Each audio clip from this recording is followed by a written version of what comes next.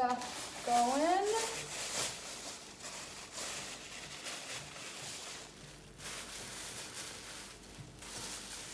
Using a leftover onion because food waste sucks. And I got hummus yesterday, 2 days ago. Don't want to waste any food, that's all. I will chop my onion. Good.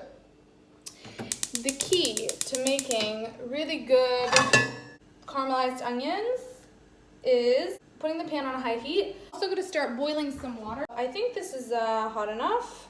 We will try a piece. Yeah, it's sizzling, which is good. So I like to break it up a little bit. You hear that sizzle?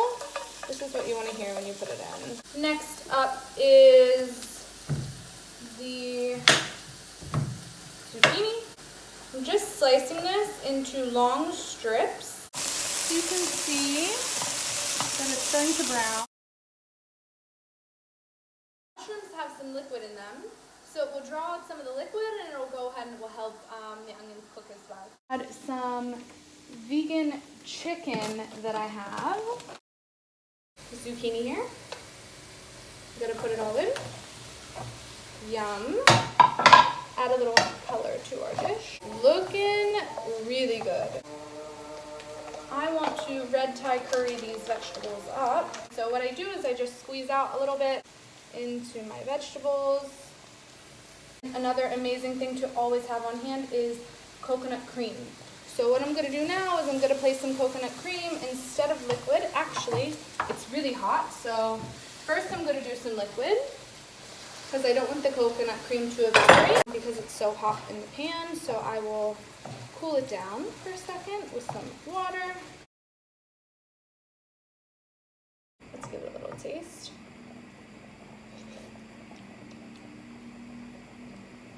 Maybe a little bit more curry. Yeah, a little bit more. A little knob. See how it goes. Oh, it smells. I just splashed myself. It smells amazing. I want to let just the veggies kind of marinate in there for a second because yum. Oh, the noodles.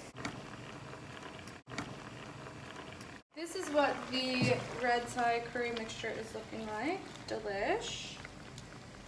Can't go wrong with some coconut cream and curry paste. So I've just drained and added my noodles to the pot, to the pan, to the wok. And I'm just gonna mix it up, give it a little mix, see how it is looking, if I want it thicker or thinner. Actually, this looks really good. I don't really think I need it to be any thicker. And yeah, this is pretty much lunch.